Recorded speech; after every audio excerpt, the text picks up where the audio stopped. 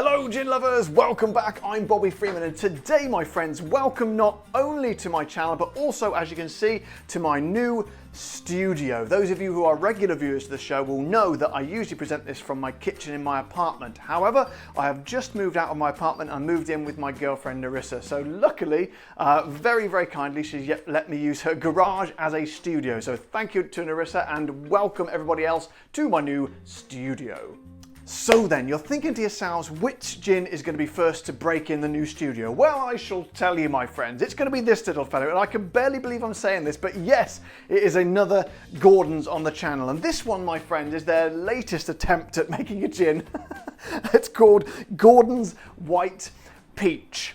Now then, as I always say when I feature a Gordon's on this show, my regular viewers and subscribers know I don't like Gordon's. They're probably one of my least favourite gins down there with Bombay Sapphire. However, I do admire the way they keep trying to make new stuff, because I do tell them in my videos, I tell them, go back to the drawing board, make something new. They don't always make something absolutely new, but they try and recreate what they've got, and I do admire that, and I give all of them, every single one of them, a very fair crack of the whip.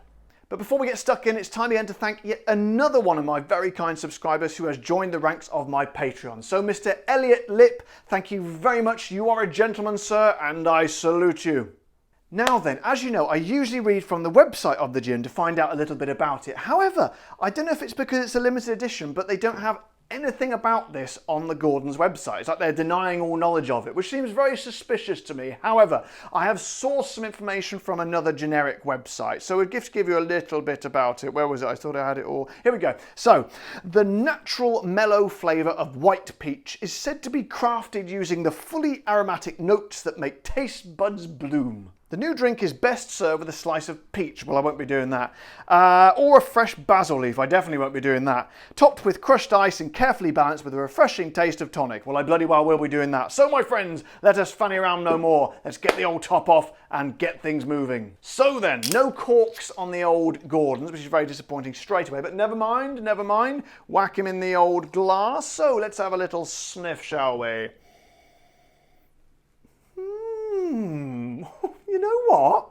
You know what?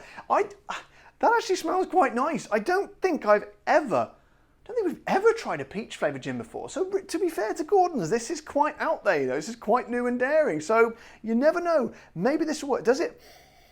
Do you get that sort of unpleasant Gordon's-iness in there? I don't think you do.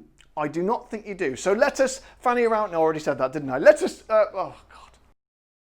Let's just crack on, shall we, and get a bit of tonic in there. So, it's the only thing about this studio is it's rather hot. There's a tin roof here, and it's sort of radiating down the sunlight. I didn't think I must start these videos earlier. And as you can see from the condensation on my tonic water. Let's get it in there, shall we? Just a tiny bit to release those flavours. So, my friends, here we go. Gordon's White Peach. What's a white peach? I've never heard of a white peach before. Anyway, it's Gordon's peach flavoured gin. A cheers.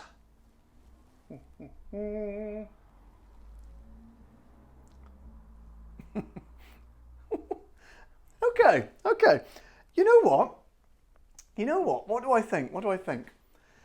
There's a lot going on in there, actually. There's a lot going on. It definitely delivers what it promises, and it tastes like peach. And you know what? I like that. I like it. I think it'd be nicer with a bit of ice in it. I tend not to use the ice in these reviews just because I don't want to dilute it. However, I have found recently that a tiny bit of dilution does help. But anyway, that's by the by. It actually works really well with gin. I'm surprised no one's done this before either. However, the big question is, does it have that unpleasant Gordon's taste, which I dislike very, very much? And, let me have a... It is kind of in there. However, the peach flavours are so beautiful. They kind of make it work. They finally made it a flavour that makes those gin flavours, those Gordon flavours work. Because as well, don't forget, the other gin, the Gordon's gins, where are we? So we had the lemon gin up there, which wasn't taste like the stuff you used to clean your toilet with. The pink one up there, that wasn't too bad. The original one over there, which is absolutely horrendous. And of course, the orange one over here, which was, it was okay, it's not too bad. And now, but the ones I didn't like, there was an elderflower one as well. So this one, the lemon one, the elderflower one, I felt that There was no thought went on in there. They literally just bought some artificial lemon flavour and some elderflower flavour, whacked it in, didn't even bother tasting it, just sent it out to the shops and, you know, sort of they'd let the masses, you know, sort of snuffle it away at their will. Snuffle? I'm not sure that's the right word. Guzzle it away at their will. However, I think, I've got a feeling they may have whacked the peach flavour in, but I think this time, lo and behold, someone at the Gordon's factory actually tasted it before it went out and put some thought into it.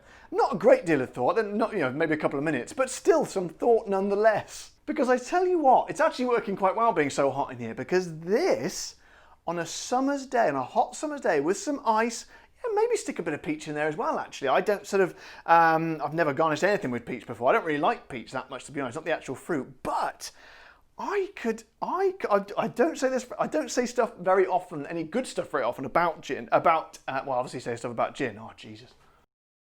About Gordon's, I don't say good stuff about Gordon's very often, but I tell you what, I have to be honest with you on this, I'm always honest, otherwise there's no point in me being here.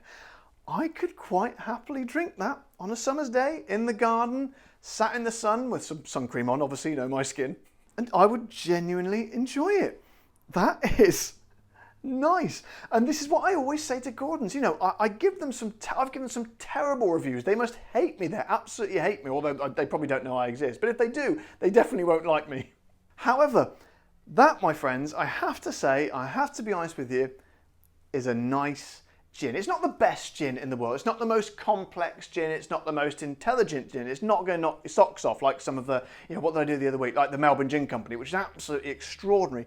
But I think that, in fact, I reckon it's possibly my favourite Gordon's gin. I don't know. I'd have to go back through them again because this was okay as well, but it's definitely worth a go. So then that's all the flamboyant stuff out the way. Let's get down to the cold, hard cash. And one thing that Gordon's have always been spectacularly brilliant at is pricing their gins, because they know what they're selling. It's bog standard stuff usually, and they price it low, extremely low. I picked this little fellow up from the supermarket for £13, which I doubt it's available in America, but to give you an idea, it's equivalent of $16 or 14 euros. So I would say I'd say you could try it, worth trying any gin for that price, because it's not really going to hit you in the wallet too much. However, I'm telling you now, if you like Gordon's, or you're sort of like me, don't really like it, but keen to try the new ones, you could, I'm telling you now, if ever you were going to drop £13, get down to the supermarket and try this one. Get some ice in it, get out in the garden if you've got one. If not, just drink it in the street. Well, maybe not that.